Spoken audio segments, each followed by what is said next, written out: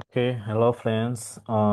Today's class we are going to learn or to see the evaluation, the model evaluation metrics that we need to assess the performance of our machine learning trained models and tested models. It's okay. So we have to cover both regression and classification metrics. As you see, you need to come here to our e-learning platform and you read this content. You read and try to understand. So all of this, you need to know the definition of performance metrics. It's also quantitative measure used to assess the quality and effectiveness of a machine learning model. And also they provide objective way to compare different models and determine which one performs best for specific task. The task we are talking about here is a regression or classification tasks, even deep learning problems. The performance metrics also help us to understand how well model generalizes to unseen data and identify areas that need the improvements. Okay, and you remember after evaluating the performance of your model, you analyze. After analyzing, you take decision. We said that do I have to improve the performance of my model or I need to keep it as it is? If you have underfitting, you know how to mitigate underfitting problem. If your model is overfitting, you must know all techniques that handle the overfitting problems. Okay, we have the characteristics of good model or best fit model. It's interpretable and meaningful, of course, relevant to the business objective, depends on the problem you are working on, and is sensitive to improvements and also robust to data variation. We have also importance of model evaluation. The model evaluation is essential for understanding and improving machine learning models, right? You after assessing the performance of model, you must have the errors made by your model. You must have the accuracy your model is achieving, and you need to judge according to the error do I have, and according and comparing it to the accuracy you are having. Do I need to deploy my model for real world use, or do I need to improve? Is there any improvement needed? Okay, you as a machine learning engineer will the one to decide which the best to be done. Okay, this is why model evaluation is important. First of all, it's a for model the selection. Here it's when you trained multiple models, you fine tune with different hyperparameters, and you assess which one works or performs better than others, right? For example, uh, for for instance, for multi-class classification problem, like heart disease detection. You have like five classes of the heart disease, and the classes are defined in range of 0 up to 4. And the 0 meaning there's no disease, one it's a mild, two and so on up to 4, which means that your heart is in danger. Okay, and you train multiple models like random forest, decision tree, naive bias is not suitable. Is it suitable for multi-class? Okay, you can check. And you train multi-air perceptron or artificial neural network. You train XGBoost, CatBoost, like GBM, and also gradient boosting. You train at least 4 models, and from 4 models, we not deploy all models. You need to choose the one to be deployed for the real world. So there is no random way to choose that model. You need to evaluate their performance and you compare. And the one which achieves the best result, it's the one to be deployed, right? Okay, we have also performance assessment, show model well performs, generalization, ensure model works effectively, read to unseen or testing that this means that the data that model doesn't see during the training time. That means the unseen data. Okay. Also, it is called testing data, okay, or new data. And business decision making, build confidence before deploying a model, right? You are having a model as a pico file as .h5, and so other extensions. You need to evaluate that model file before it, it become deployed to the to solving the company's problem, right? Okay. And debugging, this helps to identify the weakness and areas needed for improvement, right?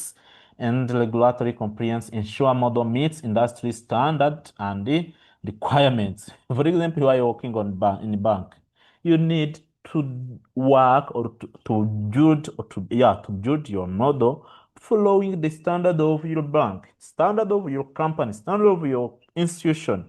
Okay. Now let's move to the next page. Okay, now let's start for what? For classification metrics. Okay, these are the types of metrics, and we are starting for classification metrics. One we are going to talk about it is confusion matrix. What is a confusion matrix? Is a table that describes the performance of classification model, right? For binary classification, a confusion matrix is constructed like this. We have this diagonal, we have true positive and true negative, and the second column, first row, you have first positive, and the second row, first column, we have first name negative. This is for binary classification. What will be happen for multi-class classification?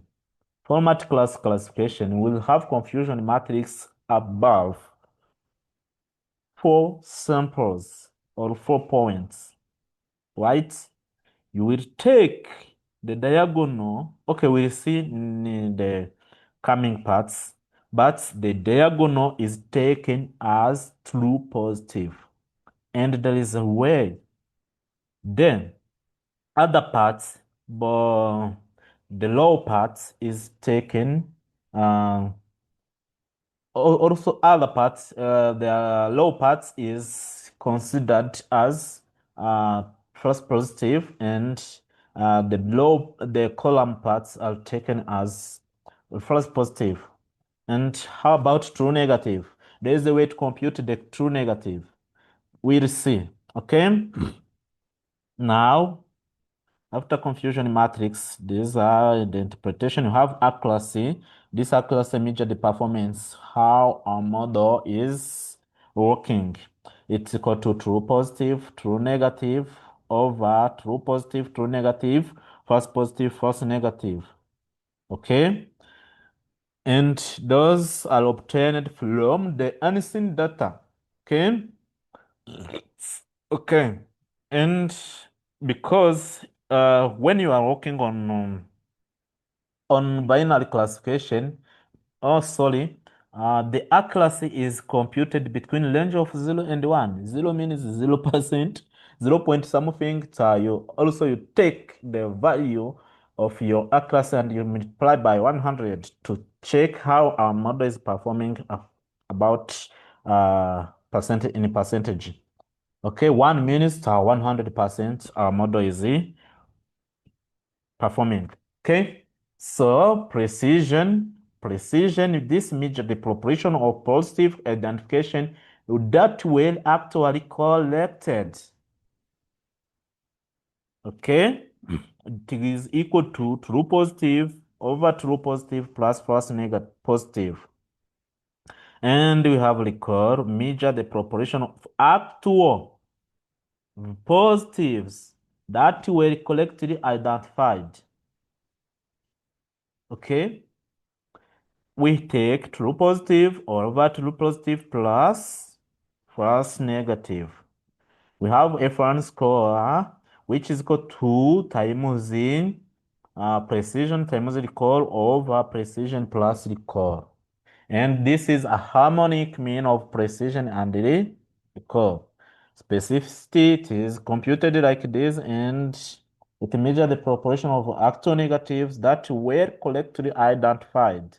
And we have receiver operating characteristics Elianda curve, which plots true positive rate versus false positive rate. And we compute those two metrics in order to get this one. Okay, we'll see in the coming part. If you want to know how these above metrics, classification metrics implemented, you need to click on this link and it will open the code base that will show you how practically is implemented, right? Now you see these are the results achieved from this code base, right? So for spam detection, okay? And you see our model accuracy, it's 97. This is a perfect accuracy. And on all this, I can't conclude if my model is working well. I need also to see how about the training accuracy. And I compare both to check if I don't have overfitting or underfitting. And also I can plot the loss, the gap. Okay, and the gap, it's a difference between training accuracy and testing accuracy. If the gap is larger than 0.05, you can say there is an overfitting. If the gap is less than, is greater than -3, but less than or equal to 0.05, it's a best fit. I can get that model and deploy it. Okay. Yeah, now let's come back to the regression metrics. Regression metrics, the regression is a problem with continuous or changing values. Okay, and this not deal with discrete values. Okay, the output. Okay, and the metrics about how well model predicts continuous values. Okay. The first matrix is a mean absolute error, and it is computed like this.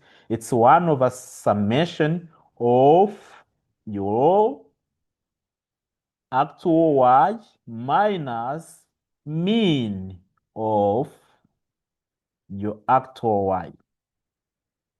Okay? And then, sorry, this is not the mean. This is the predicted value. We have actual value in our data set. Okay? And this is not in your data set, in your testing set, okay?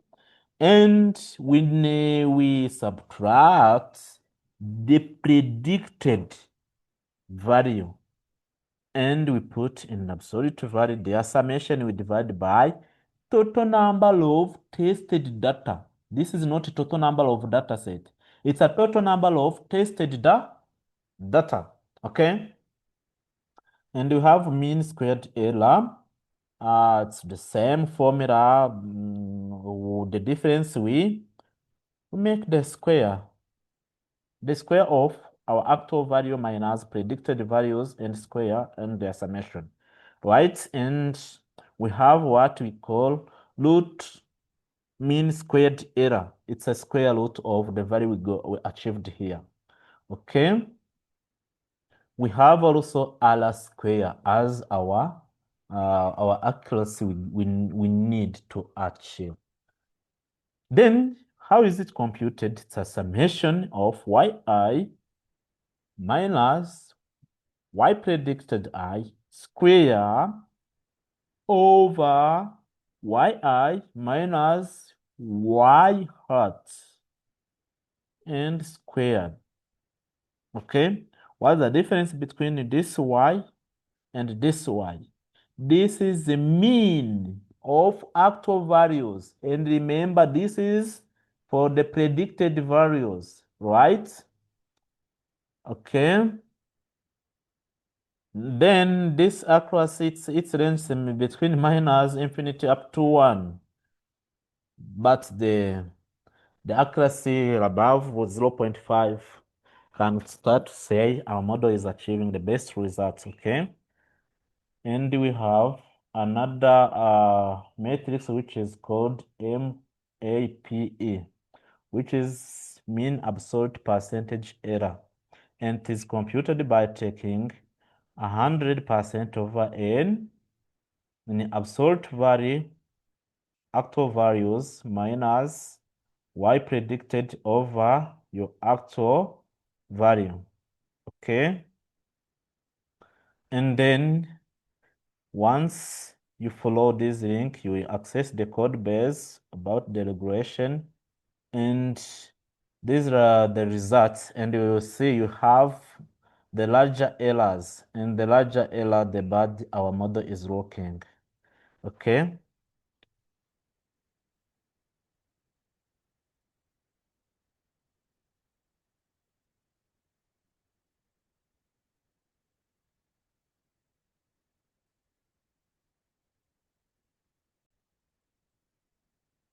Okay.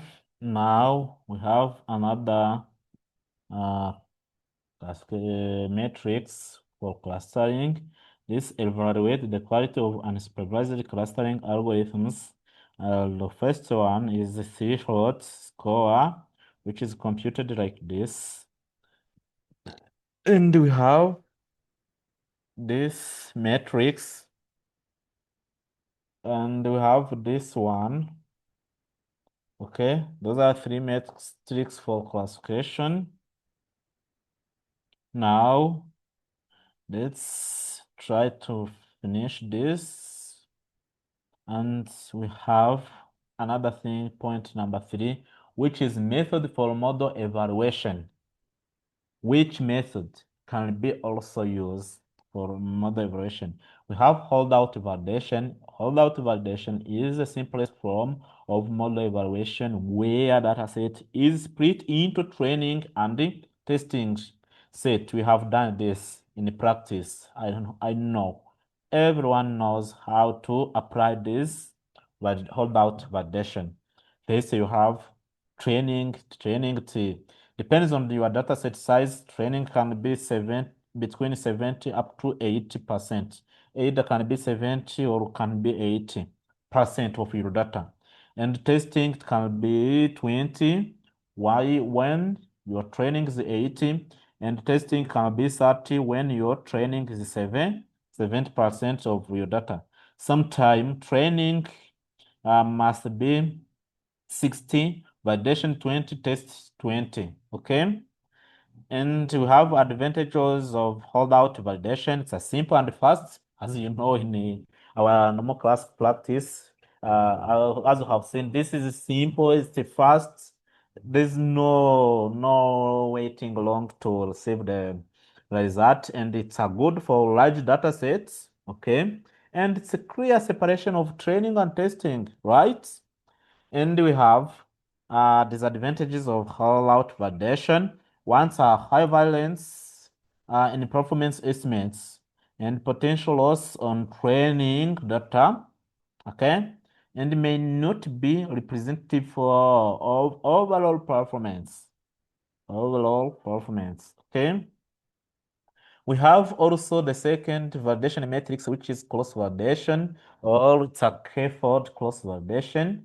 And this k-fold cross validation divide the data set into k equals size fold, training on k minus 1 folds, and test on the remaining fold. I have shared an example about this in your class. For example, your k is 5. While your k is 5, you will take 1k, use it as training, and the remaining 4k, 4 samples are there for testing. This process is repeated until your number of k is satisfied, okay?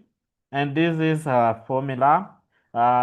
You get a testing accuracy and training accuracy for each fold. If your k is 5, it means that you will get 5 testing accuracies, and it will take the average of all results, okay? And sorry, where the score performance metrics of k-fold standard deviation, it's this one, and it's computed like this. And you have common variance. You have many researchers, they try to use 5-fold. This good balance between bias and variance. And you have also 10-fold CV. More really about computational expensive, even for 5 when you are learning on machine like Windows. This also takes a time. Imagine you are out of training, you are comparing 5 algorithms, and in each algorithm you applied 5-fold cross validation. This would take time, and if it becomes to 10, it's much computational and much expensive. And you have also leave one out CV, and you have stratified CV. This maintain class distribution in each fold. This mitigate also the problem of class imbalancing. Okay. If you want to practice, you open this code base. It's available in your e-learning platform, and you have to see how do we apply three-fold cross validation. Okay, as you see, we applied in this data set we have there, we applied 5-fold cross validation, and individually or in individual fold. In the first fold, we obtain this accuracy, the second one, the third, the fourth, and the fifth. And we computed the mean overload of these accuracies, and this can be taken as our accuracy, right? And you see the standard deviation is low. Once it is low, it's a better, the better result we get. And we have the confidence interval, it's between this one, okay? Now, multiple metrics, you can also, even you have applied the cross validation, does not mean you have to ignore this. No, this is important also. You need to measure the accuracy and precision, recall, F1. All those metrics are available in the shared code base, this one, okay? Don't worry. I have another code base where we see how each one is implemented, but you have to follow that one, okay? Now let's move to the final theoretical parts. It's a model-based fit. Even you have applied all metrics, you need to determine if your model is best fit or is underfitting or is underfitted, okay? The model with a good fit achieves high performance on training data. You have high performance on training data fast. You need to note it. And generalized well on testing data, which means that even your training accuracy is high, it means that your testing accuracy should be also high, but do not exceed the training accuracy. It must be high and closer, and the error should be low. Okay? This indicates model has learned the underlying patterns without overfitting or underfitting. Okay, yeah. Then we have the characteristics of good or best fits. Training accuracy, it's closer to validation accuracy. You will see this like for ANN, where we try to compare training accuracy and validation accuracy. Mostly suitable for that kind of problem. Even you can also apply it for other algorithms. And also must be closer to testing accuracy. Both must be closer. Must be closer. And remember, this should be high than this one. Okay? Low bias and low variance. Once bias, the errors, the low variance are low. Wow, and say, can proceed. Oh, good generalization to unseen data. The model has the capability to run the patterns of unseen data compared to the trained one. And it knows what should be the output for this input. Okay? Then stable performance across different data splits and low training error and low validation error. Once you are having low training error and low validation error, it means that your model is perfect, it's best fit. And remember, all those errors must be closer. This training error must be lower than validation error, but closer. Okay? Once validation error is higher than training error, at that time you are overfitting your model. And you have small gap between training and validation performance. I have said you are having training accuracy and validation accuracy, and you take the training accuracy and you subtract validation accuracy, and you see the difference. If the difference is high, it means there is a problem. If the difference is in the negative side, it means your model is underfitting because the validation accuracy is greater than training accuracy. And the capture underlining patterns without memorizing noise. Without memorizing. Okay? So we have indicators. The training accuracy must be closer to validation accuracy. Both accuracy must be acceptably high.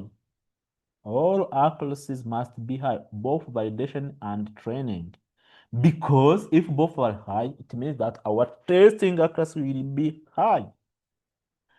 So we have a scenario here. It's a scenario where you check if you want to know to check if your model is working well. Training accuracy minus testing accuracy in absolute value. If you they are less than 0.05 or they are less than 0.05, yeah, it means that your model is best fit. Okay, it means that you need to have this accuracy and this accuracy, and their difference. If you are less than this one, you are best fit. Okay, this is a scenario for regression. Sorry, for classification, as you see. How about for regression? For regression, it's a training R square minus testing R square, also less than 0.05.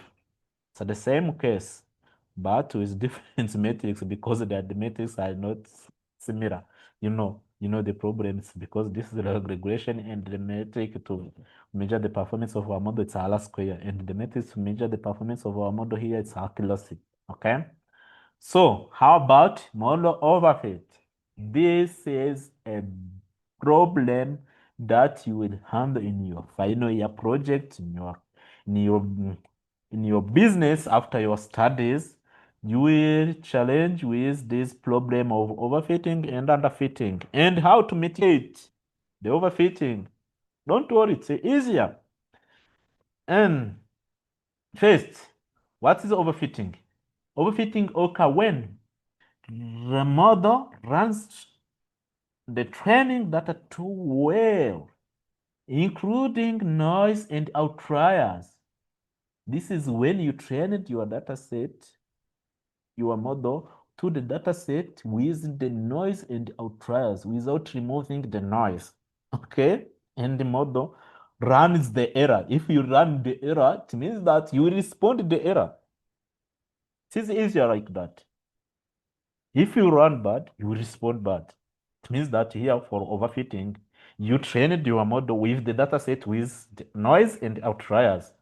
It means that what you feed your model is what it will respond to the new data. At that time is overfitting and leading purely to generalization. What does it mean? This is when a training accuracy is much higher than a testing accuracy. That's for the part of accuracy. For the part, how about the part of loss? For the part of loss, it's when validation or testing accuracy is much higher than training accuracy.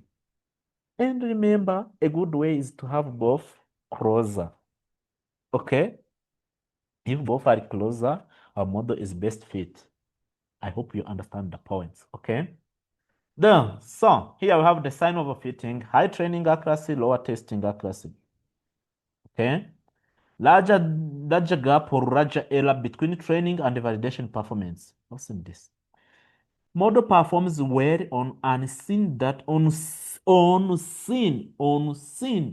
training examples, but purely for testing data.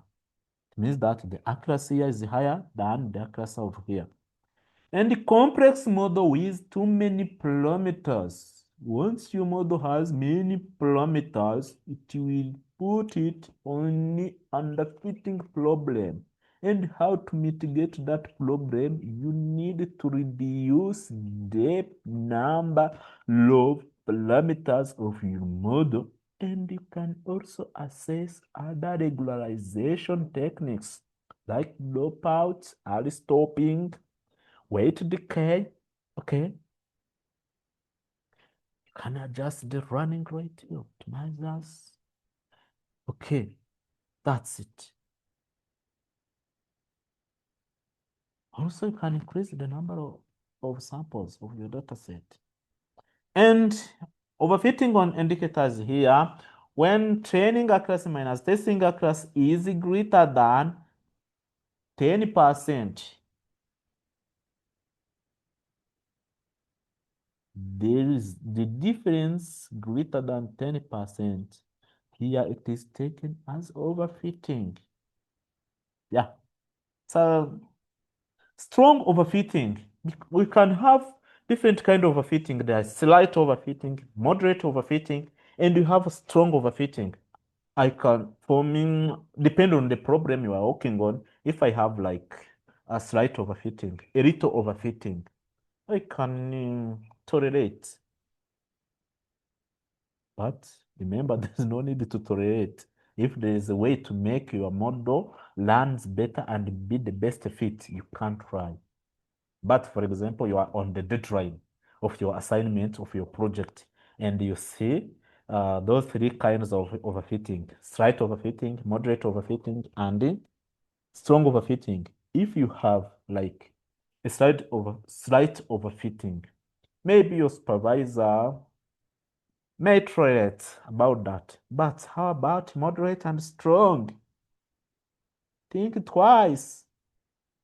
And you have to start your capstone project early because you will face with this challenge. You will face with the challenge of class imbalancing, and you will handle once you start your project early. You can't handle this kind of the project once you start, sorry, this kind of the problem once you start your project in the final week of the week that starts the presentation week, the defense week.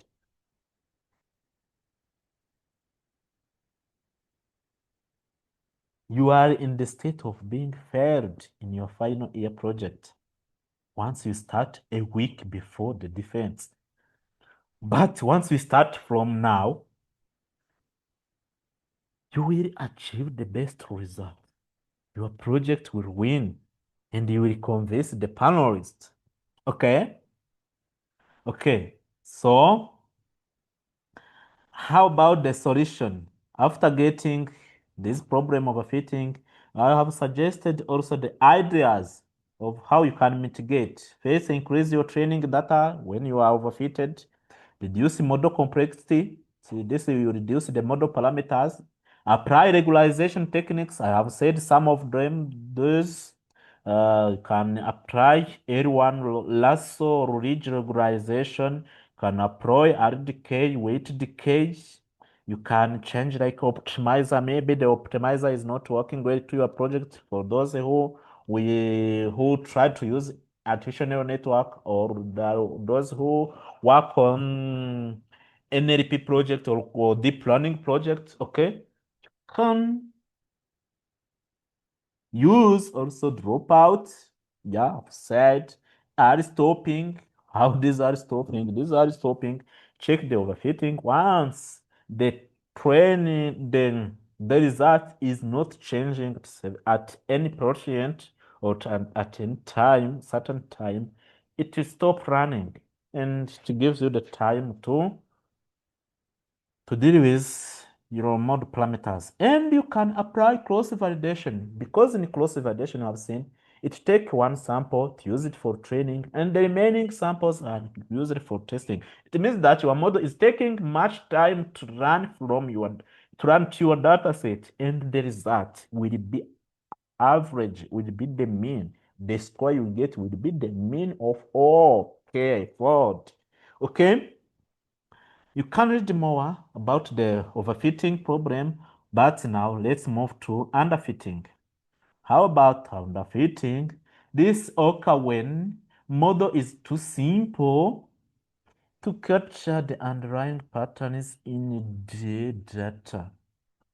And you have sign of underfitting, low training accuracy and low testing accuracy. If both training accuracy and testing accuracy are low, you are underfitting. And if testing accuracy is much higher than training accuracy, you are having data linkage problem. That data linkage. And you have similar pure performance for both training and testing set. Model cannot capture data complexity, high bias and low variance. Then underfitting happen when the training accuracy is less than baseline accuracy. Baseline accuracy is testing accuracy. Okay? When training accuracy is much lower than this one, you are underfitting your model. Okay? And you can say at that time we are having the problem of data linkage. Oh, okay, we have solution to mitigate the underfitting. First of all, can you increase model complexity? Maybe the reason why you have underfitted, your model has fewer parameters. If the parameters fewer, your model is simple. You need to increase the parameters. Okay? Add more features to your dataset. For example, you are training a model for the dataset of like 2 features or 3 or any, and you are underfitting because of less features.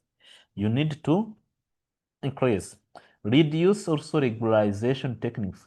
Even you have used the regularization techniques for mitigating overfitting, if the regularization techniques takes higher value, you can reduce it to make sure you are not underfitting, and train more epochs. Why this epoch is coming? Epoch, this is also applied for deep learning projects, ANN, CNN, or NN. Once you increase the number of epoch, it means that you are increasing the number of time your model will study or will learn the patterns of your data. Okay? And once it runs more, it means it is capturing something. And use more sophisticated algorithm. Or you can also use another optimizers. Maybe one algorithm for a certain problem can underfit, but once I shift to another algorithm, I can reduce underfitting. And maybe one algorithm can overfit, another algorithm can be the best fit. Means that you can try multiple algorithms. Do not try only single algorithms.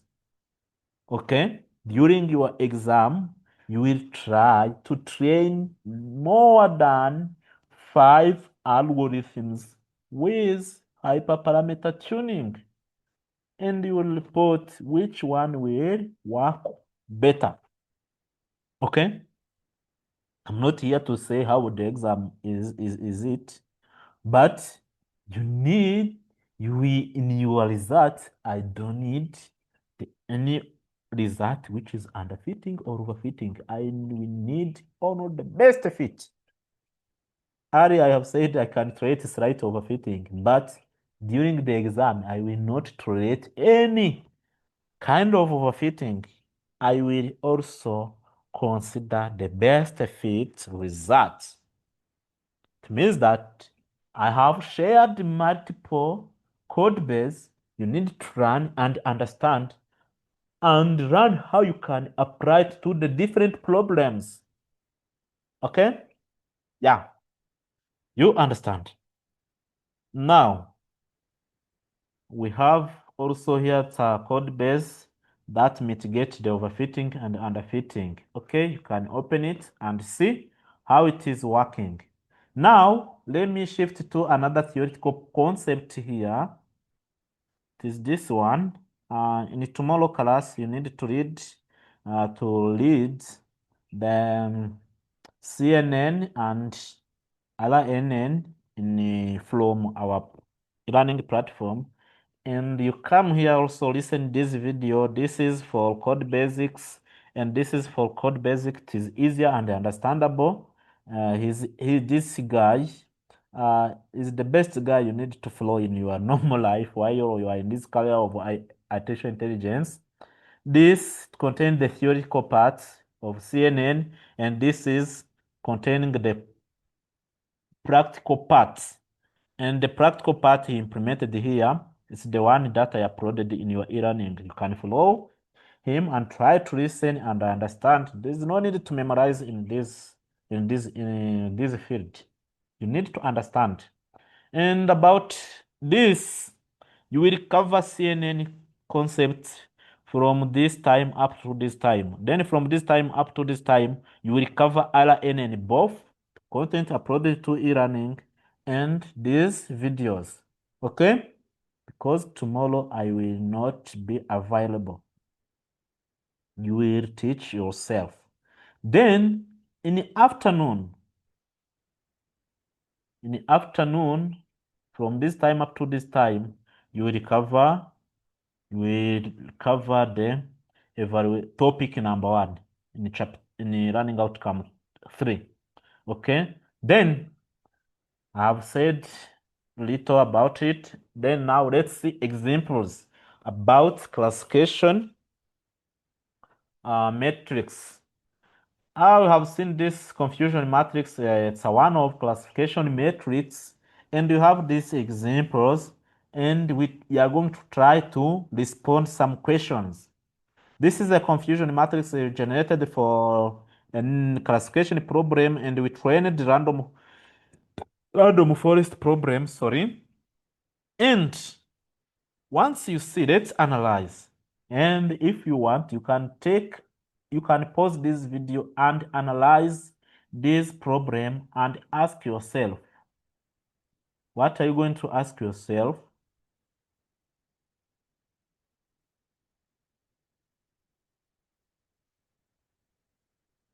Okay, sorry. I want to open this in the new browser so that it can allow me to type something.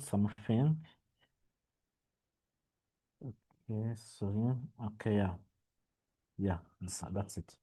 Yeah. Okay, we're here. Then ask yourself, which problem are you gonna to ask yourself?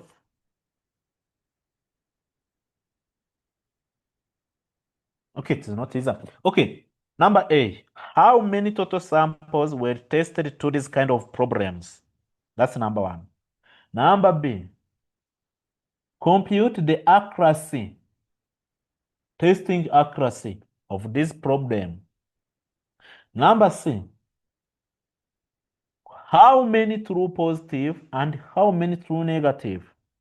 Number D, how many false positive and false negative?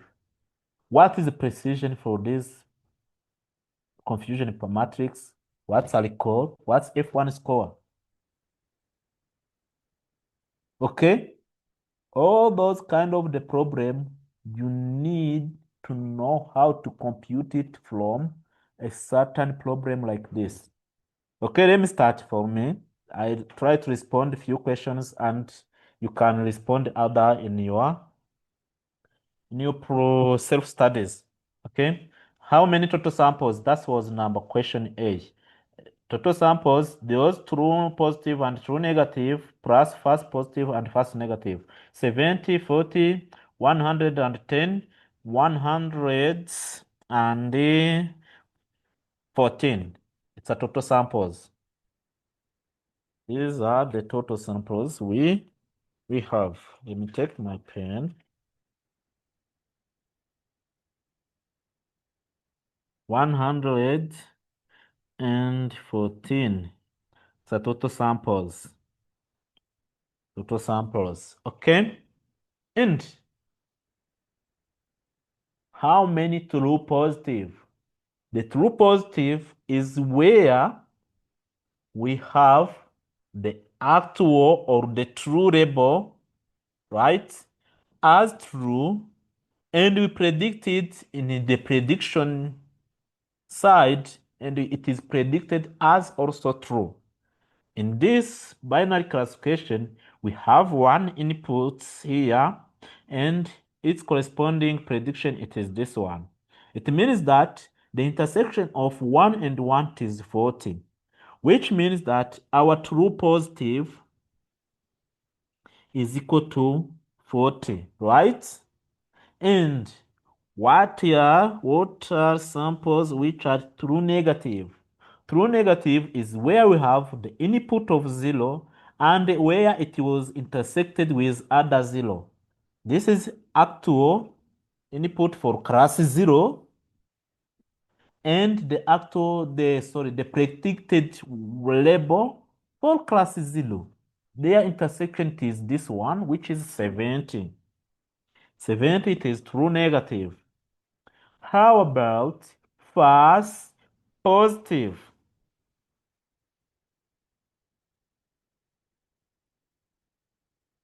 False positive it is where we have input as 0 and it is predicted as 1, as positive. So false positive. False positive is 1. How about false negative? Its input is true, but the output is negative. The false negative is equal to 3. Okay? And what is the accuracy? Accuracy, this is a bonus. And you need to compute other metrics by using the confusion matrix like this. But this is for the bonus for you. Okay? We remember the formula to compute the accuracy is to take total true samples, which are these 110, okay, over total samples.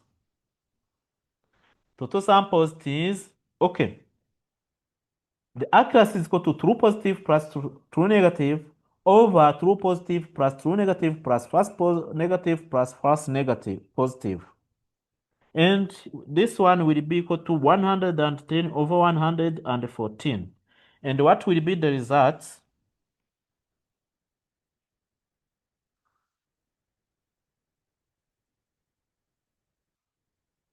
The result is equal to 0.9649 and something.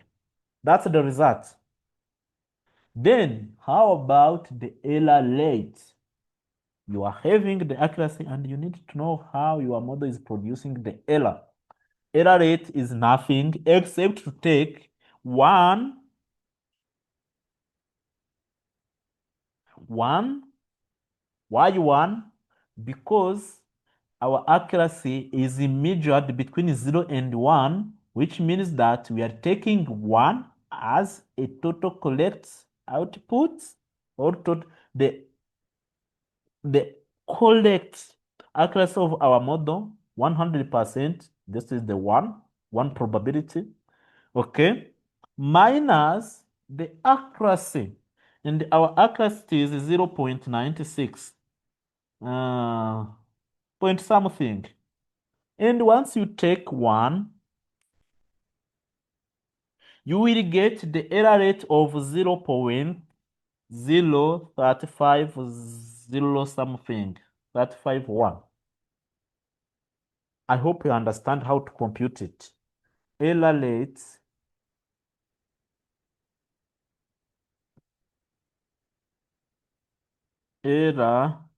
rate is equal to 1 minus the accuracy. And remember the results. The results, both accuracy, error rates, and other metrics, precision, recall, F1 score, AOC, and so on, must be between 0 and 1. If you gain the results beyond this range, you are computing something that I don't know. Okay? You can also compute precision. You can also compute recall. You can also compute F1 score. You can also compute AOC. You can also compute many from this confusion matrix. Okay? Okay, this is done. This is for binary classification. How about multiclass classification? Okay, let me scroll down. The result was there. The result is there. You can read this document. I have answered everything. True positive, it is this one. True negative, it is this one. And false positive, it is this one. And false negative, it is this one. Okay. And I have given you the how you can compute accuracy. Those are the bonus, accuracy and error rate. So the bonus. But I know you are much clever and smart and wise. You can compute the remaining metrics. Okay, that was it for classification.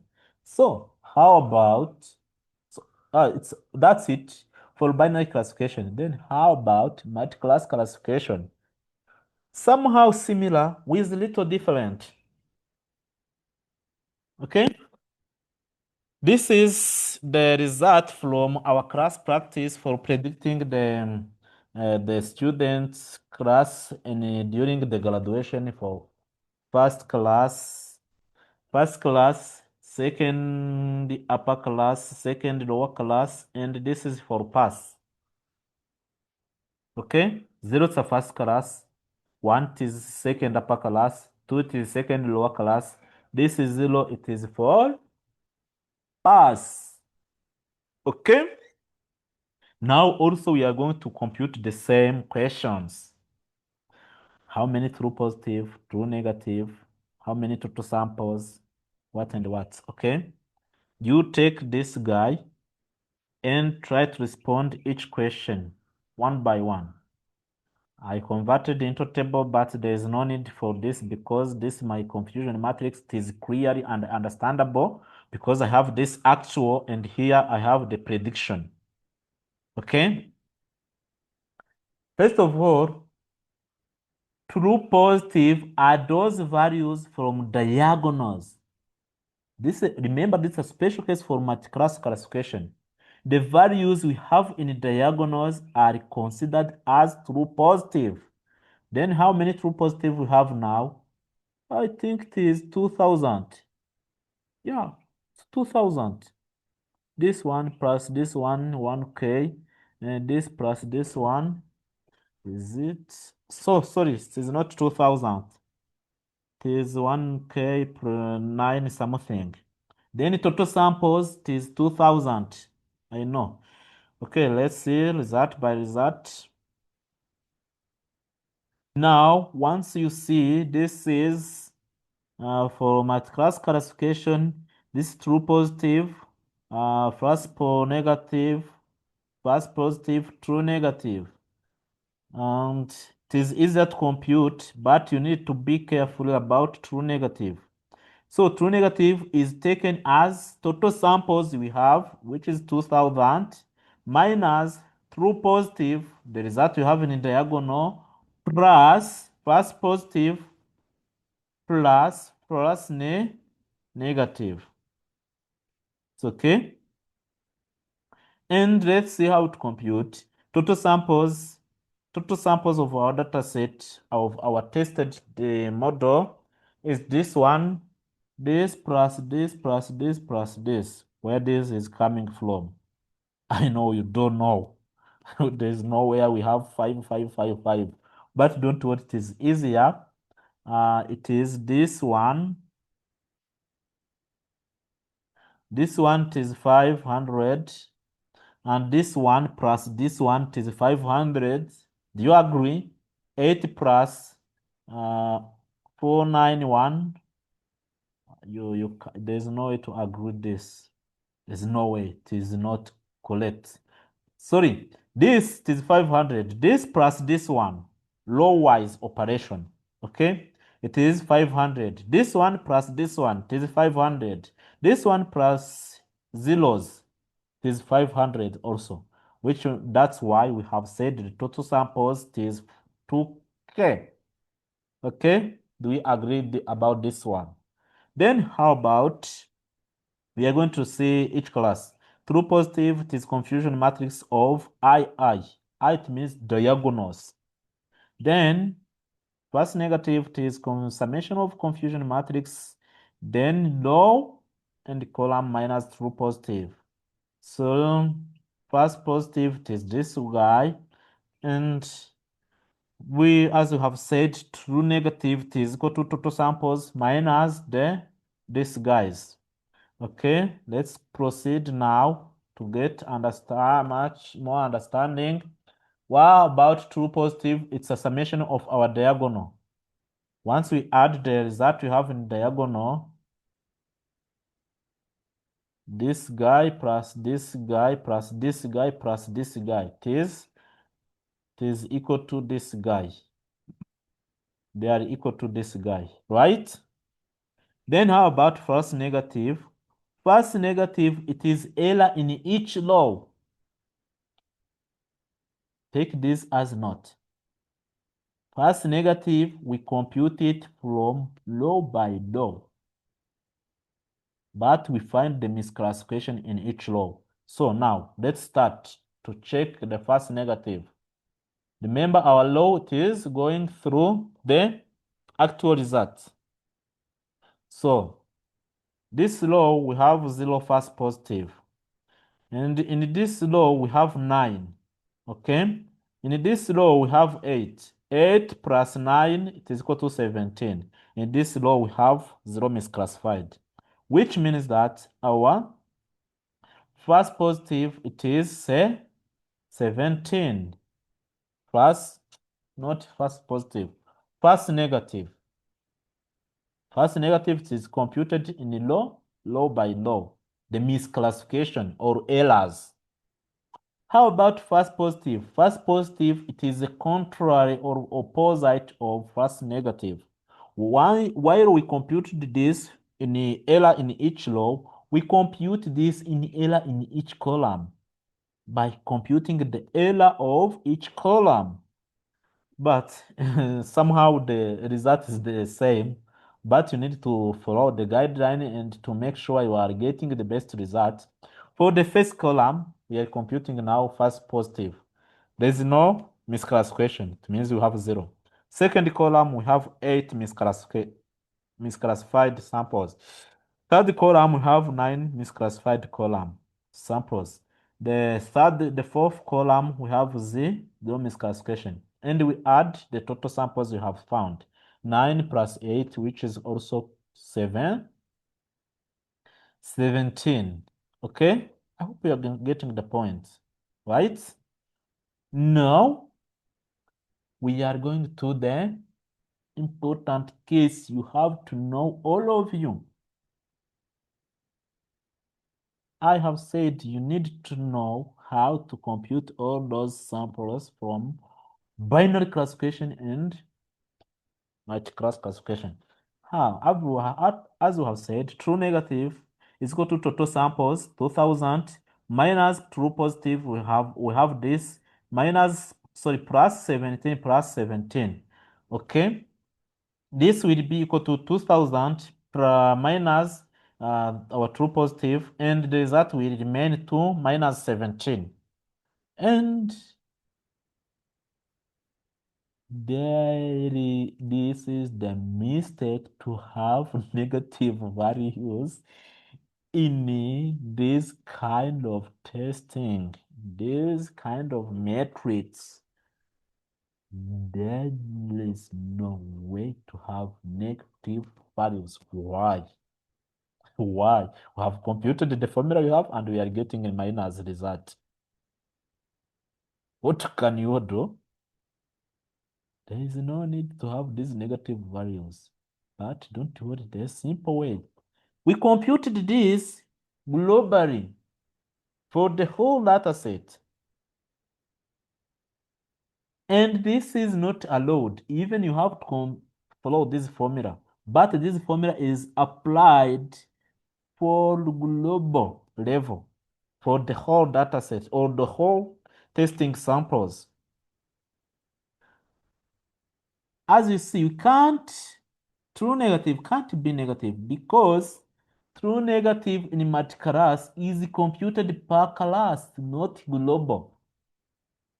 Here we computed globally, but the best way to compute it is to compute it per class. True negative in multiclass classification is computed per class, not globally. I hope you understand and you get this point. So, once we say per class, remember we have class from 0 up to 3. We are going to compute the true negative for each class of those, among those. Sibyo? I'm sorry to say Kinyarwanda. Okay. True negative for class 0, we apply also the formula. This formula, it is equal to 2000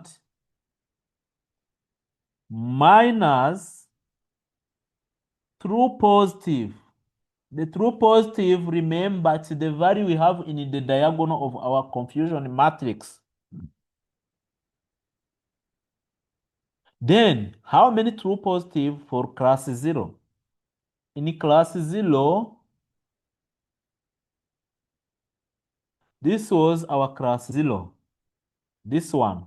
And the true positive was this one, right? And we add the misclassification. We get the misclassification by getting this row and this column. And we add them together. And the misclassification, it is this is 0. Sorry, we add the misclassification by law.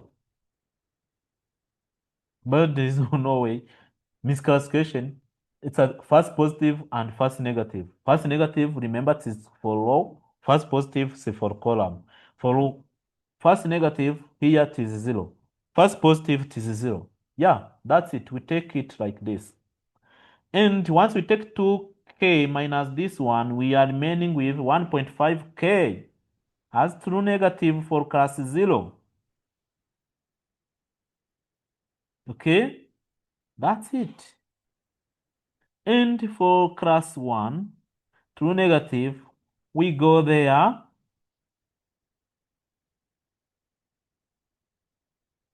We go there for class 1. Our total sample, remember, is not changing. It is 2k minus this guy, 9. So, sorry, 491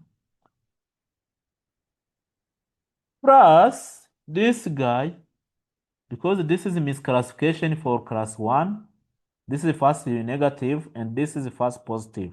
First positive is 8, which means that we'll take 491 plus 17, which is equal to 508 and minus 2k. The result is 1492.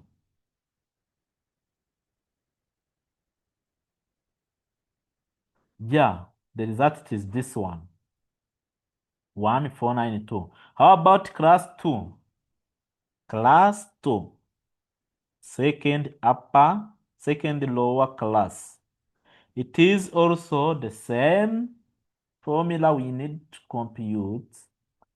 Class 2, the total samples we have in the whole data set it is 2K minus this guy plus first negative. First negative for this guy it is 8 and first positive for this guy it is 9. Also, we are getting 492 plus 17, which is equal to this one, minus our total samples, which is 1491. So first negative for class 2, 1491, correct. Then true negative for class 3, for the class which is equal to pass. You remember 3 in our data set we work on our class practice is pass. Then how about this?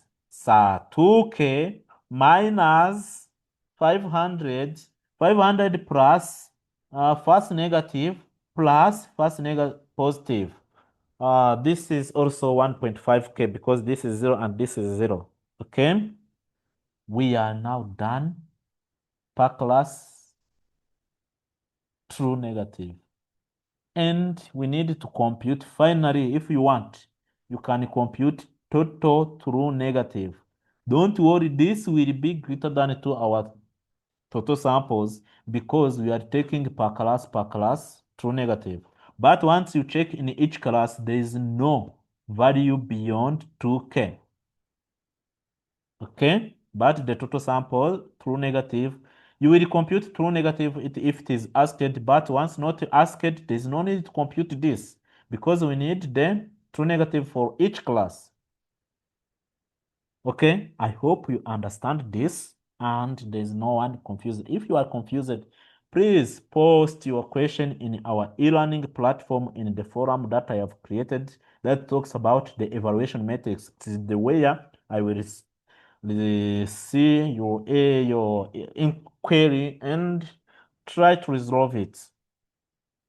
Now we are done, but we have another question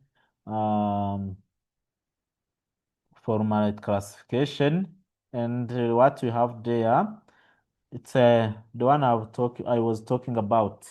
Oh, the accuracy I've computed this accuracy, you have seen it early, and you have error rate. It is computed like this. You need to know all these metrics, how to implement it.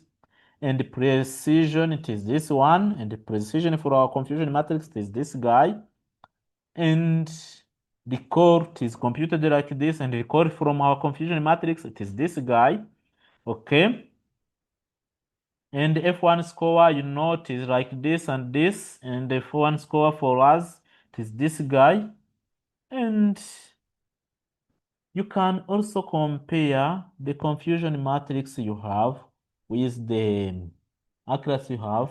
If both are higher, you see here we have 95 confusion matrix and our accuracy it is 96. They are both closer. If they are both high, it means that our model is perfect. Can we deploy our model to respond to our company business? And you have area under curve. Area under curve, this is the formula and you can compute it. Please try to do more exercise about these metrics.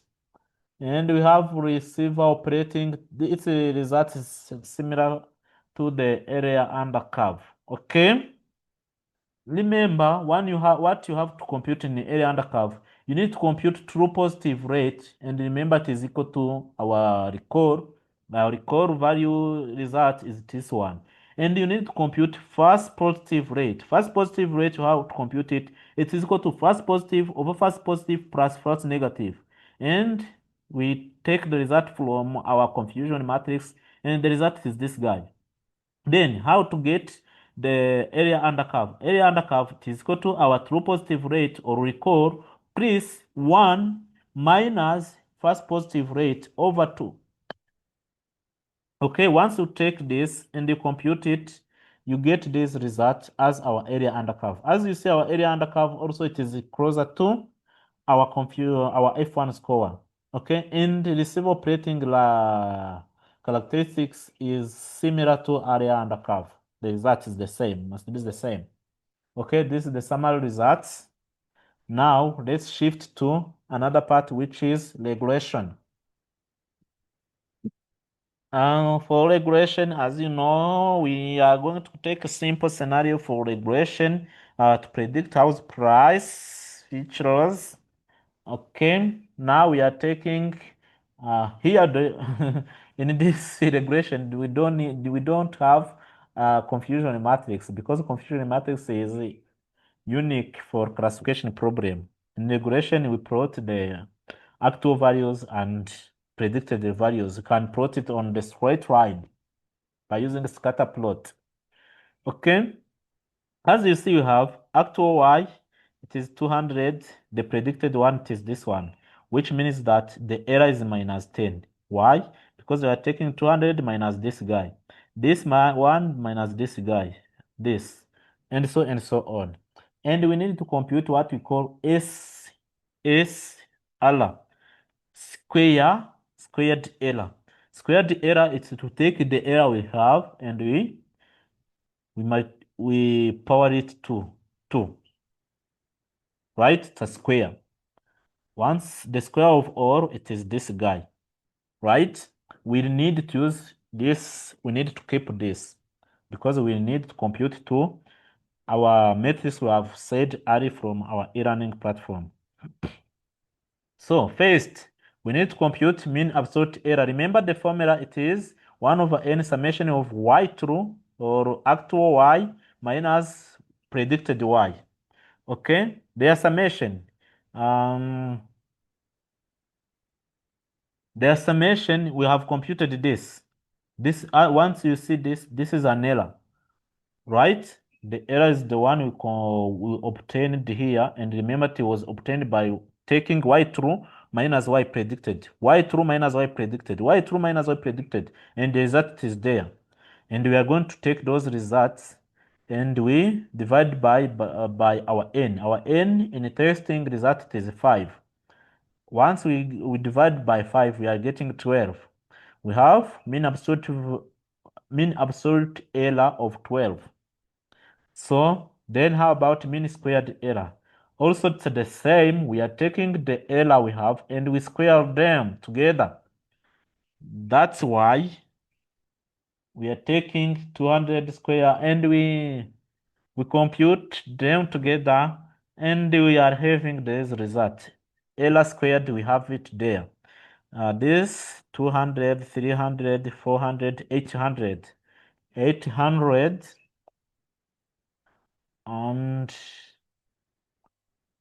over our number of samples, we are remaining with 116. Okay,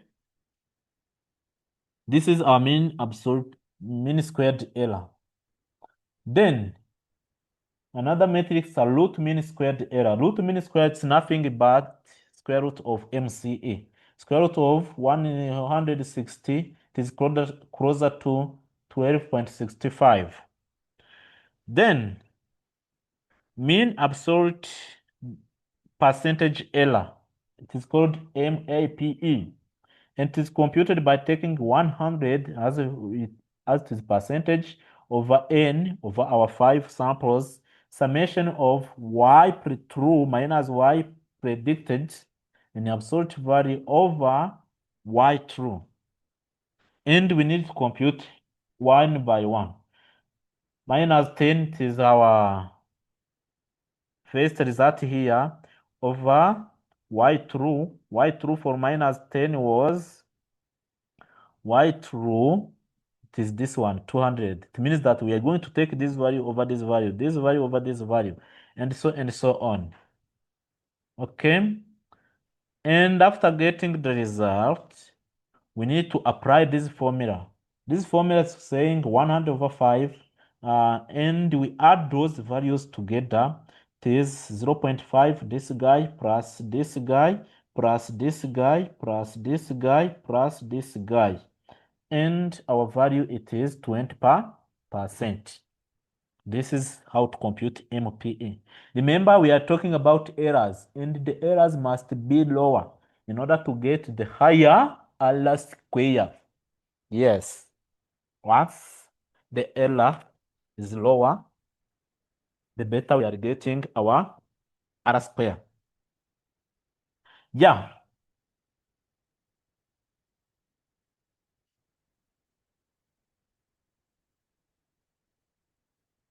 Then, because we are computing MPE, and it is, sorry.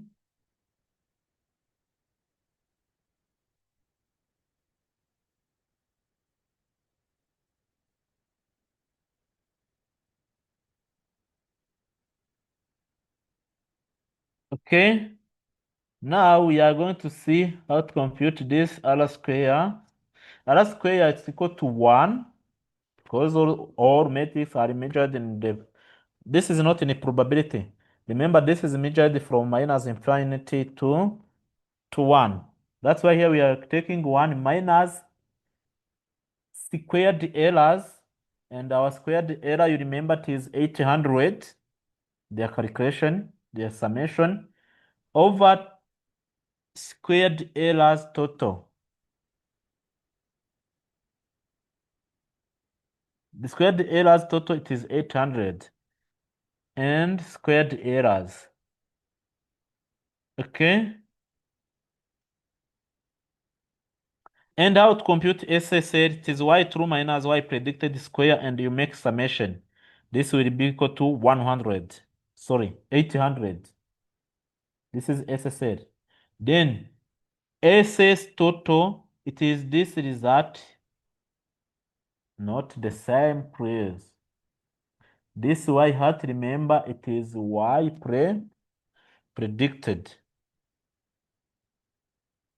Sorry, it's a mean of this y true.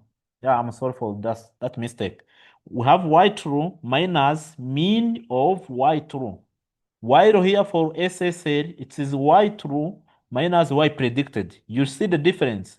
Here we subtract y predicted, but here we negate or we subtract y mean for each sample, and we put them together by in square.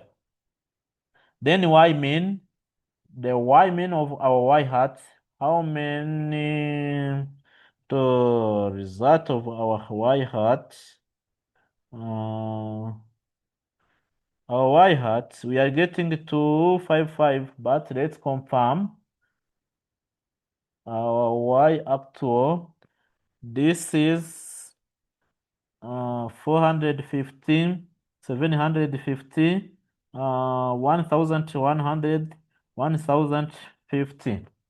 1050 over 5,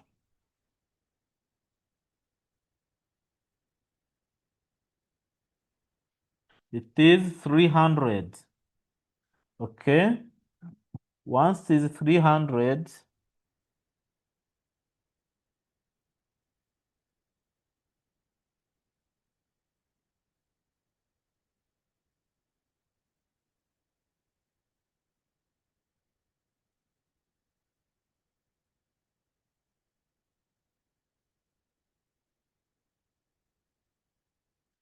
then we will take each y true minus 300 for each sample, then we compute their summation and we make them square, then we achieve this. We start for actual y of 200 minus 300, we put it square, and second one it was 200 point something minus 300, we put it square, and you're summing all together, and you will get this. And now the R squared is this formula. Let's see how to compute it. As I was saying, Y hat, it is this guy, it is 300, a mean of y actual. Then we compute each sample value. Then our y total will be equal to y actual, it is this value,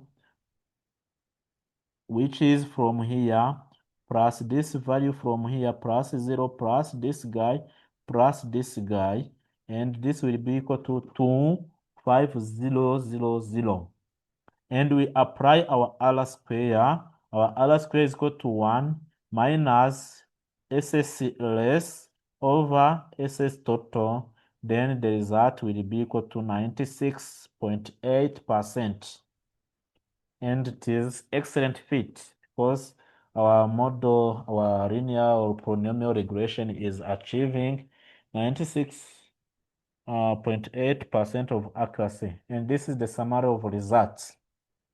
I hope you understand how to compute each matrix mathematically. Okay. Here we have purpose of regression. As I've said, we need to have this as higher and adjusted R square must be higher. The higher means the better for this matrix. Okay. And the less errors, the lower, the better. Once it is MAE, MC, RMC, MPE, SSE, or SSRS, the lower, the better. And this is the summary. R square should be higher and the rest should be low in order to have the decent results. Okay? You can see how all of those are computed by visiting those, by clicking this for classification, and for regression you can click here. You will find the code base that talks about how to implement all of those metrics to in Python. But let me show you first. This is for regression. Okay. I hope you know everything to be computed for data set. I'm not going to say one by one, but you start before library or package loading. For me, I need pandas and sklearn matrix because we're learning about matrix. In the matrix, I need to import each and every matrix that I need. As you see, I've imported R2 score. This is our R square. And we have mean squared error, MCE, mean absolute error. We have another that I did talk about, which is median, mean absolute percentage error, MPE, explainable variance score, and so on. And I load my data set here, which is employee salary.csv. In this employee, I have my input, my independent or my predictor variable, which is years of experience, which is vary from 0 up to 9, I guess. And the salary is this one. How about this? This is in dollars. This is not in Rwandan francs. Once it is in Rwandan francs, I guess there is no one who can survive with this. This is okay. Some, but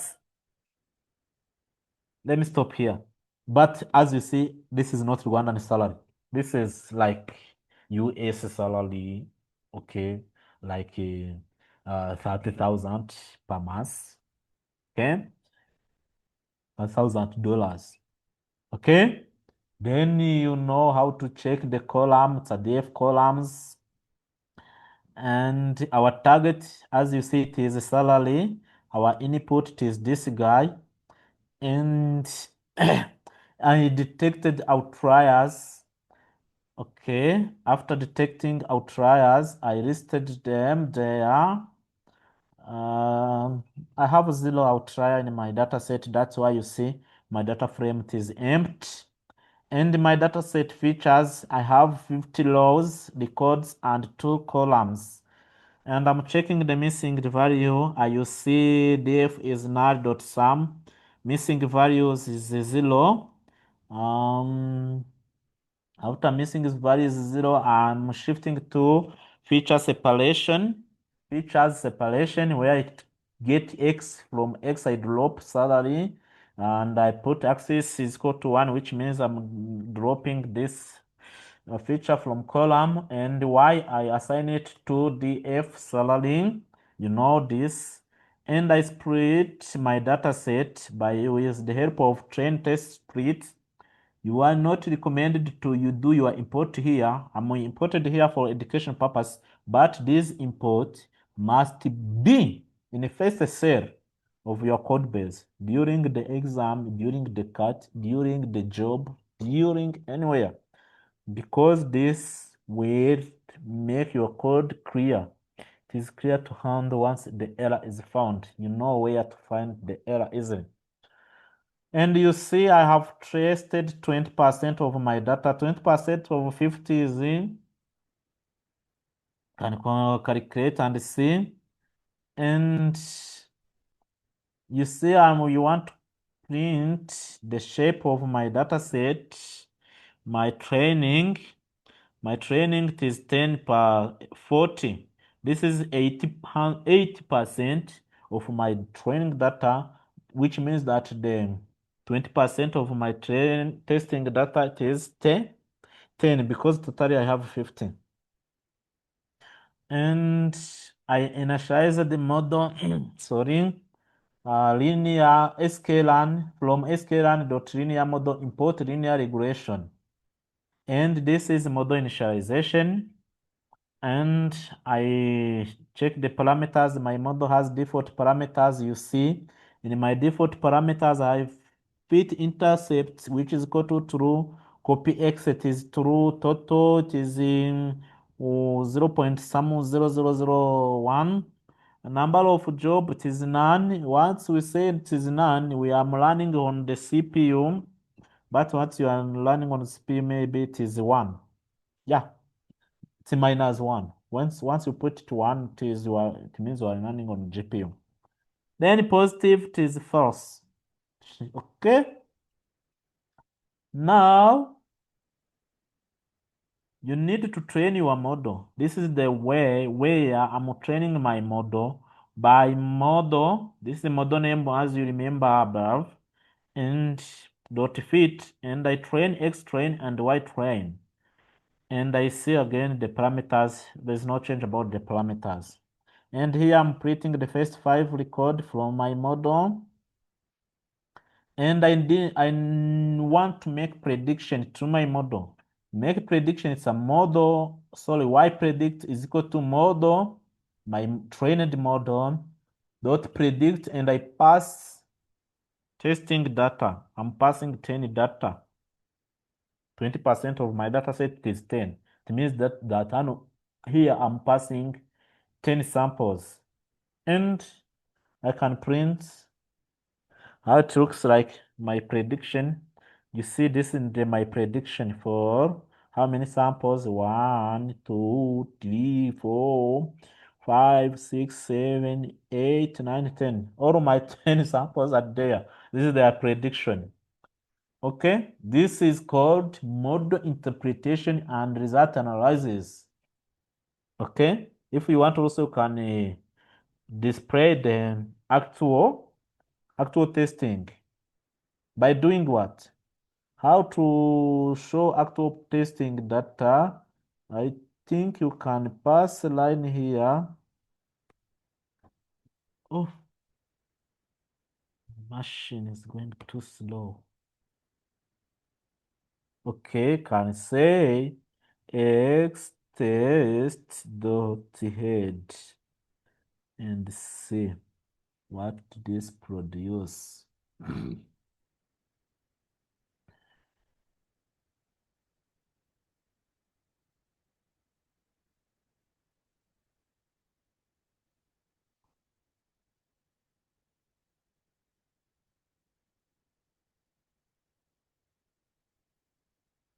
Is this correct? I'm getting year of experience. This is not correct. Let me run all.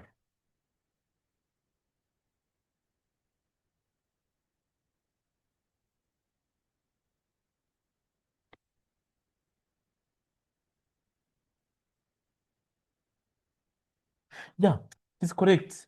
This is X test. Oh, I'm sorry. I'm sorry. Oh, I need, because we are testing and I need actual input. The actual input is Y test. Oh, brother.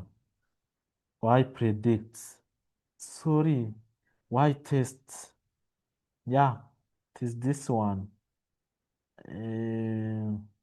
May I put dot values? Let me put it and see. Huh? Let's run. Oh, wow. Now, now let's compare our result. It's a model analysis and result interpretation. We are having the actual input, it is 89233 for first one. They said its prediction it is 88430. You see they are closer. The result they are closer. I can't say there are a lot of difference. The same to the second, 23, 24. Mm, somehow they are closer. This is where you interpret your model. And you can't get the exact result because you have some error, because your model is not achieving 100% of accuracy. Okay, now it's time to plot our or to display our matrix. Okay, I imported them again here. This is a mistake, I'm sorry, but I can use the one imported early. So you start by saying R2 square is equal to R2 score, Y test, Y predict.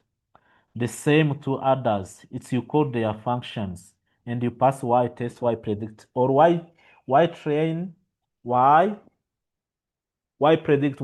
In that case, in Y predict, you can pass X train if you want to know the training accuracy and you compare to testing accuracy. We see in the below section. You see our R2 squared is 99.9%. This is our mean absolute error. It is 308, 3 point something. This is our MCE. MCE it is too large. And you have row RMSE, it is too small. Okay. Then if you want to make a prediction, you see this is for training accuracy. If you need to plot the training accuracy and you compare to testing R, sorry, training R square and testing R square, you see they are closer. We can say our model is best fit now, because it is 99, it is 99.8. Yeah. So for testing new samples, you remember our input is year of experience, and you are testing for the guy with the years of experience of 5 years of experience. This guy earn, or each salary will be predicted as $2,586.4. Okay. Now we can also make prediction again from the result from our tested data, the one we tested 10, we copied there and we get our Y test dot values and we compare to Y predicted and we display there. You see the values, they are close. I have seen this early. There's not much to spend time, but I hope you have seen the regression metrics, but also you can see them by computing both training and testing. We predicted again. This is a new prediction. The above section is enough for us. This like to get more understanding. We predict this is a new prediction. There is no difference between this prediction and previous prediction.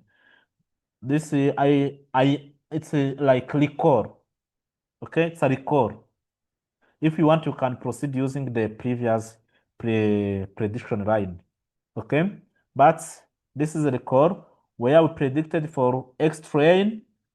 While we want to know how your model is trained, And for X test, and remember the one to be reported is this one for testing when you are writing a paper. When you are writing a paper, both can be reported and you analyze by comparing them. Okay, now number A, we train all metrics. I have seen how to do this. I can't repeat again. It's to call the imported line and you put what you want. If you want training accuracy, you put Y train and Y predict train. This is for training accuracy. Both of these are for training accuracy. And for testing accuracy, it's the same function, but the difference is this guy. Y test and Y predict test. And these are defined array. Okay, this is from our data set splitting, and this is from this prediction line, this guy. Okay, and then you can print the results. The result is there. These are the results. R2 score for training it is 100%. How about for testing? For testing it is 99. They are closer. It means that we have the MPE error of this. We have mean absolute error of this. Yeah. It means that this guy, if it is closer to this guy, there's no overfitting. Our model is perfectly working. Okay. Okay, this is another way to compute. Yeah, I hope you guys, you friends, you understand well much more about classification and regression. But let's go and see how to implement the classification metrics in a code base. I see.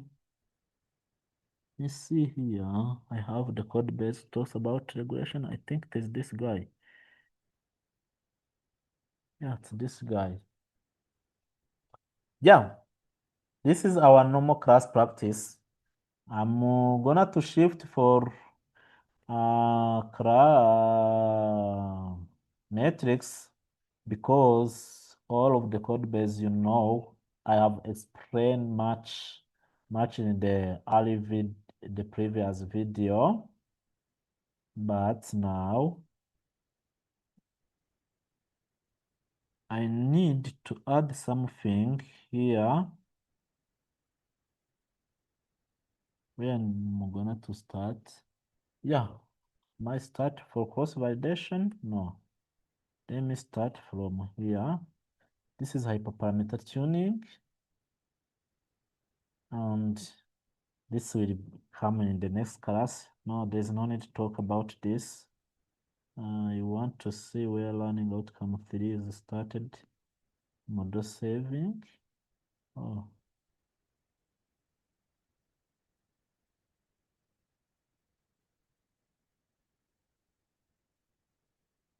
Okay. The purpose is to see this guy. Even if, okay, let me start for hyperparameters. We'll understand what I want you to understand, and I will add something that you have to know. Okay.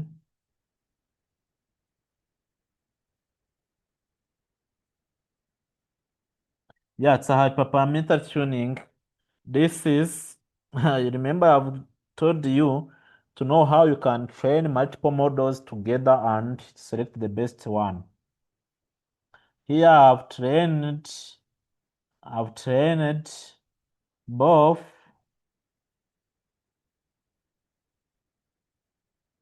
ANN, attention network or multi-layer perceptron classifier, random forest SVM and KNN, and you have seen all of this. For you, for your own practice, you can practice gradient boosting. gradient boosting algorithm. You can add it in this code base because I know it is shared to you. Then I'm going to explain how the hyperparameter tuning. Then I come back later to the evaluation metrics. Because this hyperparameter tuning is our next course, but let me summarize. And in the next class, the next week, we will go in deeper of hyperparameter tuning. But let me now summarize it in order to reach to my content. Okay. In hyperparameter tuning, we have different types of hyperparameter tuning. You have random tuning, manual tuning, and you have grid tuning, grid search tuning. You can use any. But in our algorithm, we tried to use grid search. As you see from sklearn.model selection, I've imported grid search. And because we have also cross validation, I also added cross validation score. Because also I have used multilayer perceptron.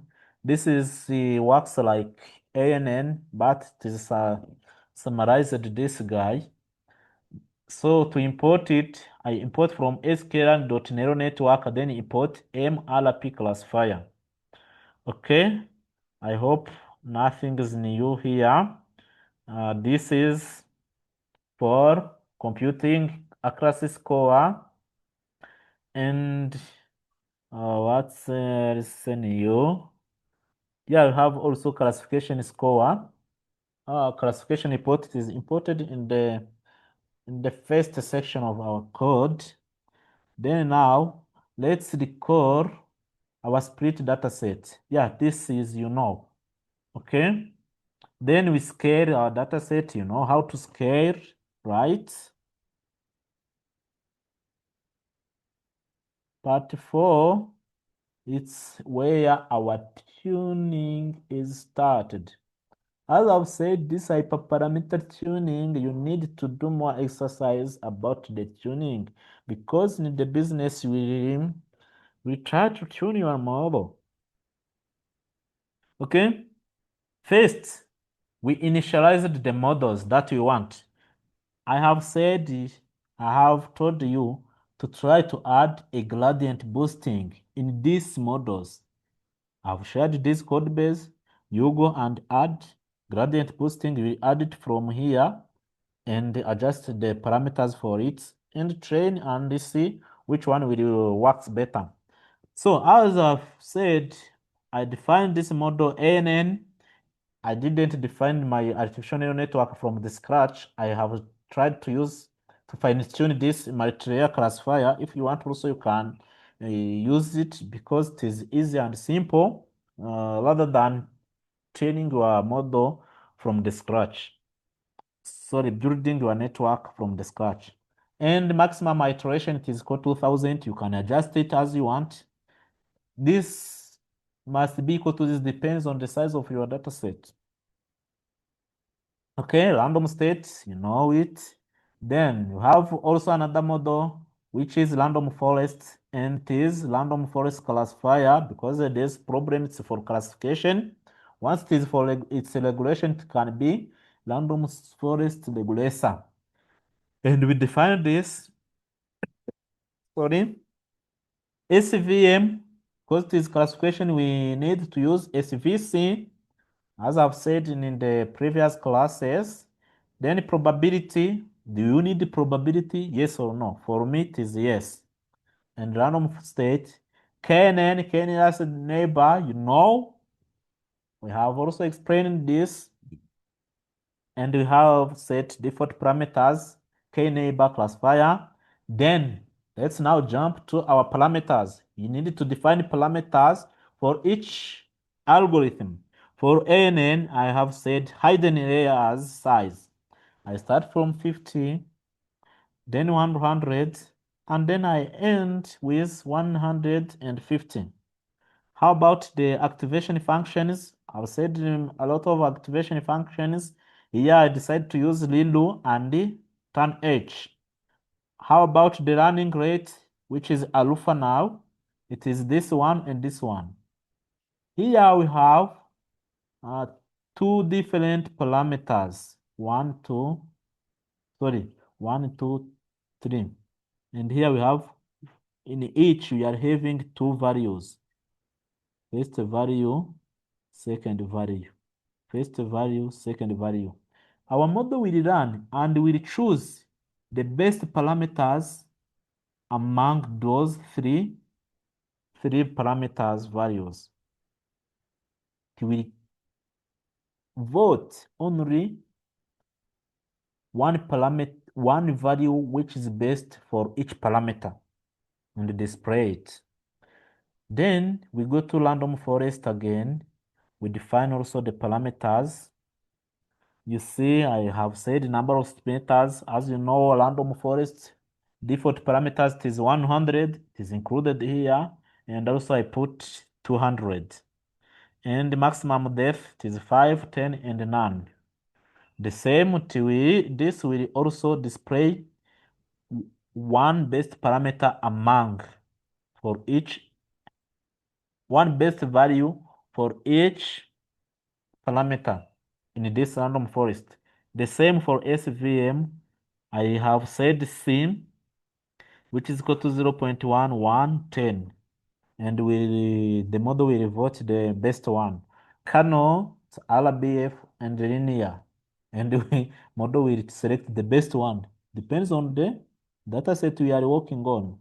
Gamma, scale, and auto. Okay. For the last algorithm, it is KNN. Number of neighbors for our KNN is 3, 5, 7. Weight, uniform, and distance. And here we'll get the best one. And now, if we are done to define our parameter, we need to initialize the best parameter or to empty. And I learned this cell to learn success to make sure this cell is have learned. Okay, have learned. Then train plus 5-fold cross validation. We have talked about cross validation in our e-learning platform as part of model evaluation performance, and we are going to apply cross validation. So okay, now this is reinitialized again. There's no need because we define it there. You can move it here. And result, we put the result for all models as empty list. Best model initially it is none because we didn't start to run. Then best cross validation initially also it is none. It's cross validation, it's 5 folds. In 5 fold, we need the best one among the 5. Okay? Then we set the root name loop, not root. It's a loop. Name model in models.items. Then we create the training and the name. What about this name? It's a model name. Okay.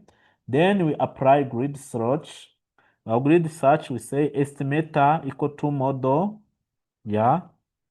Model defined there. Parameter grid is equal to parameter grids dot name. These are the parameters we defined are. Cross validation, we initialize to 5. You can change to 3. You can change to 10. You can change to any. And you know, as we have read in our notes, in our e-learning content, the 10 cross validation is much huge, expensive. Even this is expensive. You try and run this in your machine and tell me what time does it take to compute the result. Then score, we need the score, it is accuracy. Remember, accuracy is one of our classification metrics. And number of job, it is -1, which means I'm running on the CPU. Once I'm running on the GPU, I can set it to 1. Then grid.fit, because this grid contain all my models, all my 4 models. That's why I need to train a grid, right? This is understandable.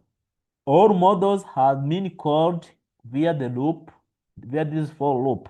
It means that all my 4 trained models are called here. That's why I need to learn this single file. I do not need to run a single model. In R class, we're training single model, one model by one. But once you are in parameter tuning, you call one line to train all models. And this is the perfect way to compare the performance of your model. Once a model is trained separately, in a separate section, and you compare the results manually, that's not the best way. You can't know which model performing better.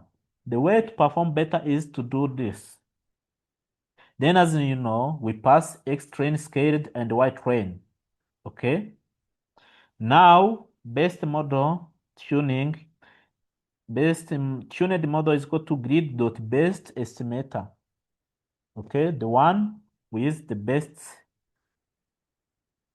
accuracy. Okay, then you print best parameters for model name. We print the model name with its best parameters, best params. This will print the best model, and this will print the best parameters. Okay, best parameter, or we put model name, then go to best parameters. We store these parameters for the future use. We need to keep them here. Okay, so accuracy, cross validation accuracy is equal to grid best score,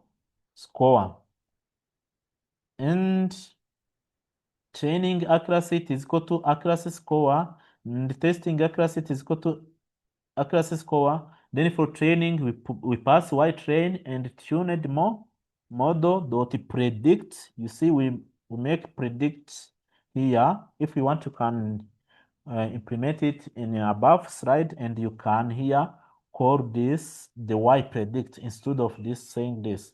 But we say this tuned model dot predict X train scaled. Here it is Y test tuned model dot predict X test scaled. I hope you know this, you understand. The gap, we are talking about something which is called overfitting. I've covered everything here. Overfitting now, we are going to calculate overfitting gap by saying training accuracy minus testing accuracy. After that, we have said if the gap is less than 0.05, our model is best fit. Otherwise, it is overfitting. Okay. Then we append the result we have. The result dot append model name, cross validation accuracy, training accuracy, testing accuracy, gap, and status. We need to plot this in a table. That's why we append here in this result. Then if our model cross validation is greater than best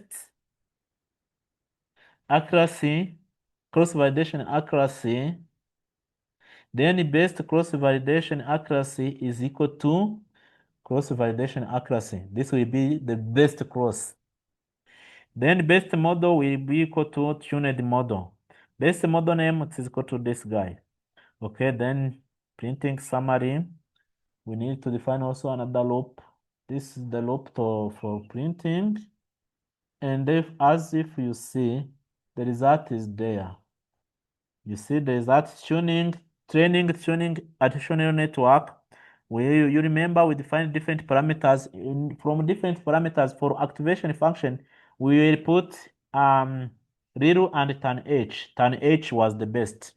Alpha, we were having different values, and 0.001 is the best. Then in the hidden layers, 50 is the best. How about random forest? The best is none for max depth, and the number of estimators we're having 100 and 200. 200 is the best. SVM C, we're having 0.1, we're having 1, and we're having 10. The 10 is the best. Gamma, the scale is the best. Kano, RBF is the best. For KNN, best parameters, number of neighbors, 7 it is the best. Weight it is uniform is the best. Then ANN activations. This is the repetition. Okay. Once the repetition, let's now go to, is it feature importance? No.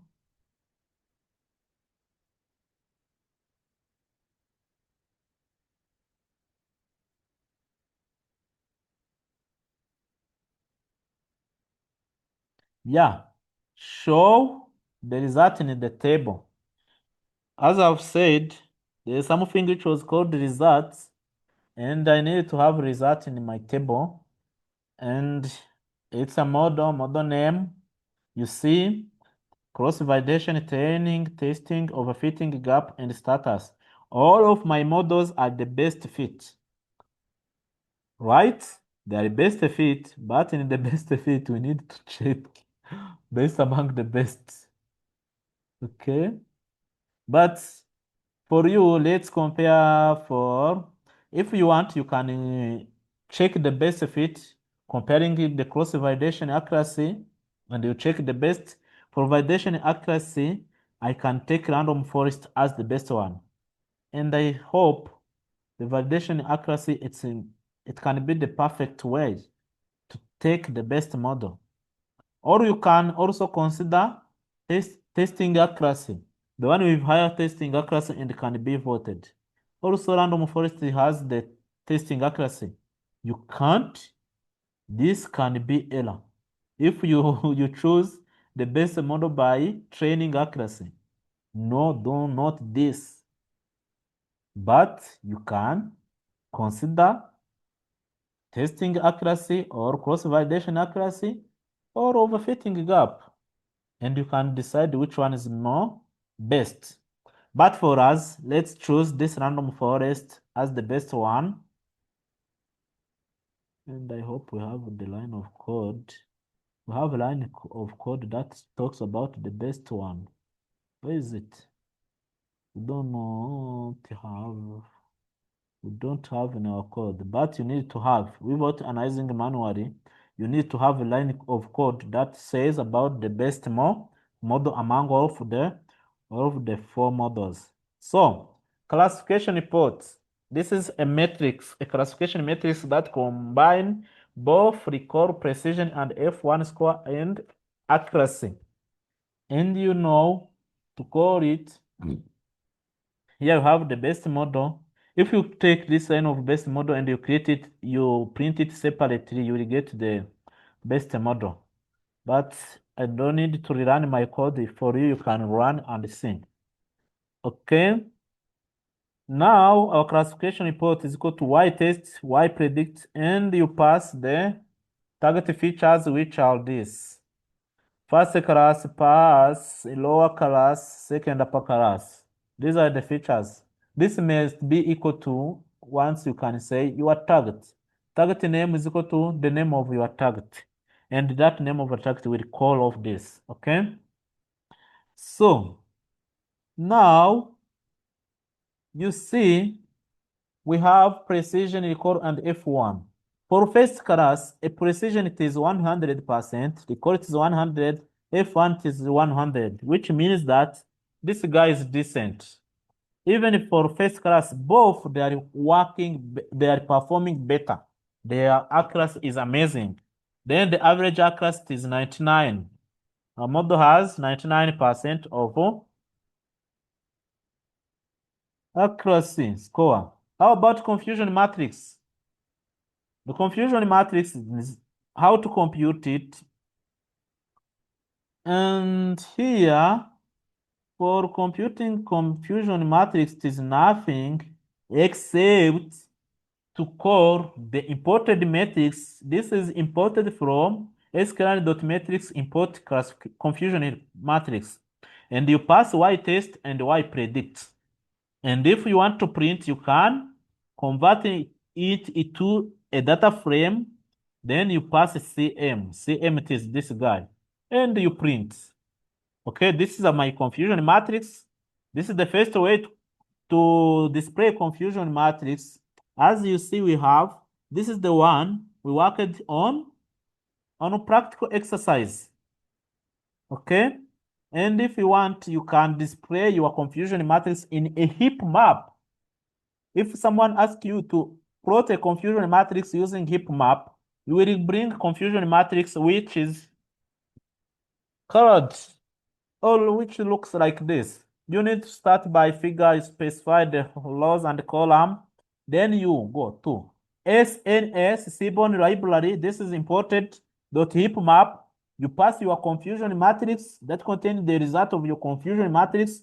Then annotate is equal to true. If you say annotate is equal to false, we will not see any value here. You will see the confusion matrix is shaded with only colors and no values.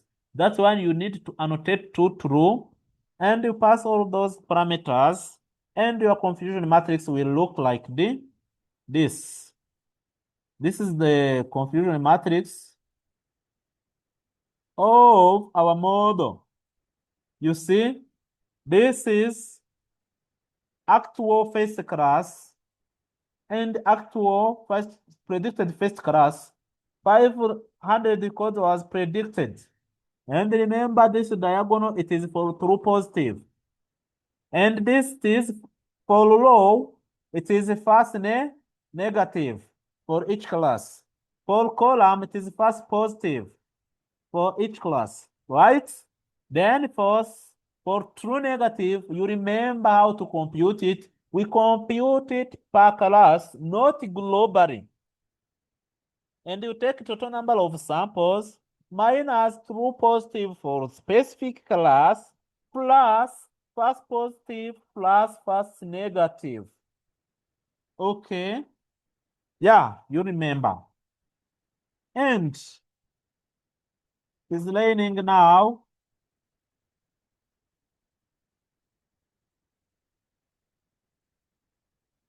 Yeah, now here you will need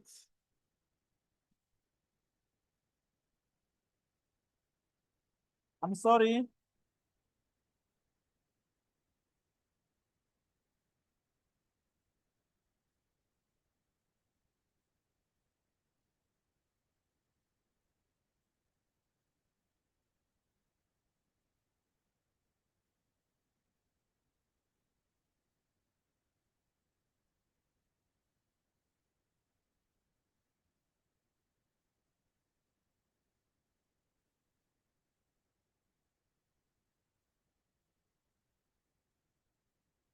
Okay.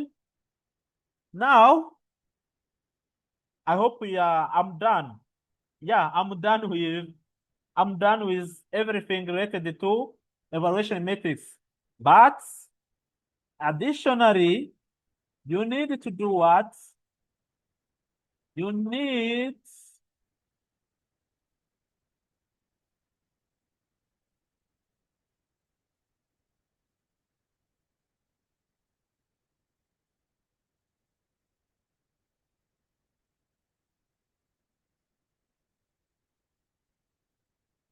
to have what we call feature importance, which contribution of each feature to the prediction or to the performance of my best model.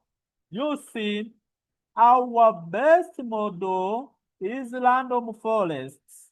I know it is random forests, and you need to plot or to display the feature importance by saying importance is equal to best model, or your model depends on the techniques you are using, dot feature importance underscore. Then you put them to data frame features, you put two X columns, and importance go to Y. Okay? And you print. You can print in ascending order or not, depends on your choice. Then, as you see, in our model, chemistry is the first feature which is important. then followed by communication, database. The final feature hypothesis is computer science. And these are the probabilities for each feature hypothesis. Okay? So you can also display your feature hypothesis as a heat map. Okay? Can you use bar charts? You say feature hypothesis for bar H, and feature hypothesis DF. This is our column containing the feature hypothesis, and you display the lists. And you see our feature hypotheses are in bar charts, as you have said earlier. Chemistry is the first one, the last one is this guy. Feature hypotheses are obtained after training your model. This is not a part of EDA, exploratory data analysis. This is not among the parts. This is for like model evaluation. And another thing is to save model. Okay, sorry, no need to save model right now. Yeah, is to make prediction. You need to make prediction for your model. You see here you have the inputs from our testing, 20% of testing data, and these are their prediction. And once you compare, they are all true. And after getting all are true, you need to do what? To make prediction for new samples. You define this is my independent variables.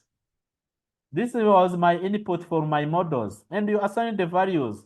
After assigning the values, this is 3 samples, and I can make also prediction and see. For my 3 samples, you see my prediction. It is here, it is predicted as 0, first class, second lower class. Okay. And if you want to know the probability, as you see, we are predicting first class, but we are having almost 4 classes, 0 up to 3. If first class is predicted like 90%, 90%, how about other classes? What are the probabilities of a new instance becoming to be available to the other class? That's why you need to do that, providing the confidence for other classes. I'm sorry. No. Okay. You see the probabilities. You see, even if I'm predicted this as first class, but the probability of being in the first class is 99%, 0.5%. Probability of being in the first class is 0. Probability of being in the second lower class is 0. But probability of being in the second upper class is 0.005. You need to demonstrate this in your business. And during exam projects, you need to demonstrate this. Yes, I'm in this class, but at which confidence of being in another class? Okay? Okay. Let's see this guy, the second one, the last one. He's in a class of 2, second lower class. And the probability of being in the first class is 0. The probability of being in the first class is 0.055. The probability of being in the second row class is 0.995. Others 0. Okay? This is insightfully amazing. And what means to for save model and make deployment, we see this in our final class. And how to compute those probability. Don't worry, the formula is there and the code is given to you. This is the formula. These are the formula. Okay. And above this said,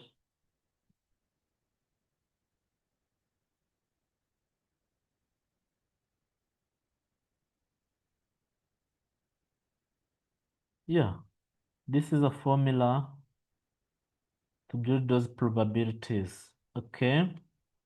I have shared this code base. Please try to navigate all codes for this is the code base for classification, and this is the code base for regression. And make sure if you have any question, remember to post on our forum. And in tomorrow class, you need to read yourself about CNN and RNN, and you do more practice about it in AM. The hours of AM is to study about CNN and RNN, and you come to this module in the afternoon classes. Next week, remember we have CAT, and our CAT will cover both learning outcome number 1 up to learning outcome number 3. Okay, that's it. Oh, see you. All the best. Happy Merry Christmas and Happy New Year 2026. Okay. Yeah. I love you all.